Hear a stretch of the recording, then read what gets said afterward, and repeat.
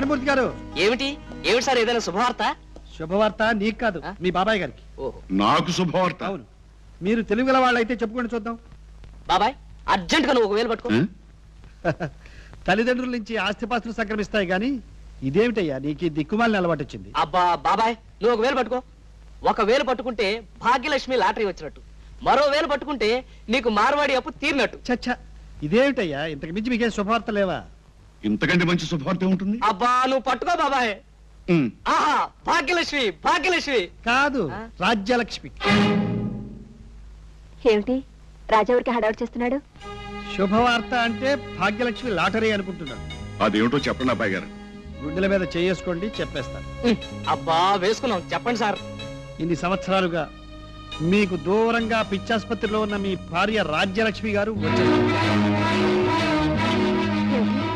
అత్తయ్య పిచ్చి హాస్పిటల్ నుంచి వస్తున్నారా? అవును, రేపే డిశ్చార్జ్ చేస్తున్నట్టు ఇదిగో హాస్పిటల్ నుండి లెటర్ వచ్చింది. వాణి చూడు, మీ చిన్నమావయ్య గారి మొహం ఎలా వెలిగిపోతుంది. తమ్ముడు గారు, మీకు ఈ సంతోష సమయంలో ఏదైనా ప్రమాదం జరుగుతుంది, బెడ్రూమ్కి వెళ్ళి విశ్రాంతి తీసుకోండి. మావయ్య, నేను వెళ్ళి అత్తయ్యని తీసుకురానా? నో నో, ఈ ఇంటికి అల్లుండి నేను వెళ్ళి తీసుకురావాలి. మీరిద్దరు వద్దు, నేను వెళ్ళి తీసుకొస్తాను. ఎందుకన్న గారు, ఇంతకాలానికి కోలుకుని వస్తుంది, నేనే వెళ్ళి తీసుకొస్తాను.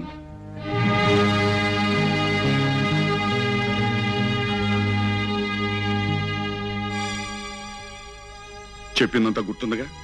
నేను మళ్ళీ చెప్పే వరకు పిచ్చిదానిలాగా నటించాలి, లేకపోతే మళ్ళీ పాత చరిత్రే జరుగుతుంది. జాగ్రత్త. ఓ వాణి, మీ అత్తయ్య గారు వచ్చేస్తున్నారు. అరే రా.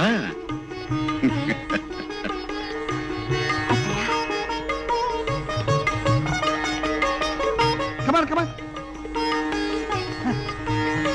ఆగండి ఆగండి, మీకోసం పూలదండలు తీసుకొచ్చాం.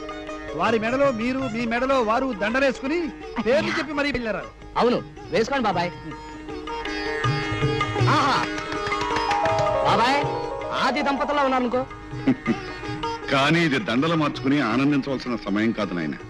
హాస్పిటల్ నుంచి డిశ్చార్జ్ చేశారన్న మాటే గాని పూర్తిగా నయం కాలేదట. అందుకని కొంతకాలం గదిలో ఒంటరిగా కూర్చుని విశ్రాంతి తీసుకోవాలట. అలాంటప్పుడు ఇంటికి ఎందుకు తీసుకొచ్చారు తమ్ముడు గారు? పదండి, ఆ డాక్టర్తో మాట్లాడి నేను కన్విన్స్ చేస్తాను. తిరిగి అప్పచెప్పేసి వద్దాం, తీసుకుపదండి. పాపం ముఖం చూస్తే ఇంకా జబ్బు తగ్గినట్టుగా లేదు. మరదల ఆరోగ్యం కంటే ఇక్కడ ఇది మనకి ఇదేటండి.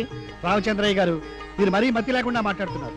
ఇన్ని సంవత్సరాల తర్వాత ఇంటికి వచ్చిన వాణి అత్తగారిని తిరిగి హాస్పిటల్కి పంపించడమా? నో. అవును, అత్తయ్యని మన ఇంట్లోనే ఉంచుకుని కంటికి రెప్పలా చూసుకోవాలి. అంతేకాదు, అవసరమైతే ఆమె గారికి ఒక ఆయాన్ని కూడా పెడదాం. సరే, ఆవిడ ఆరోగ్యాన్ని గురించి మీరు ఇంతగా శ్రద్ధ తీసుకుంటానంటుంటే నేను కాదంటానా? ఏమన్నా గారు? Correct correct. తీసుకుపదండి.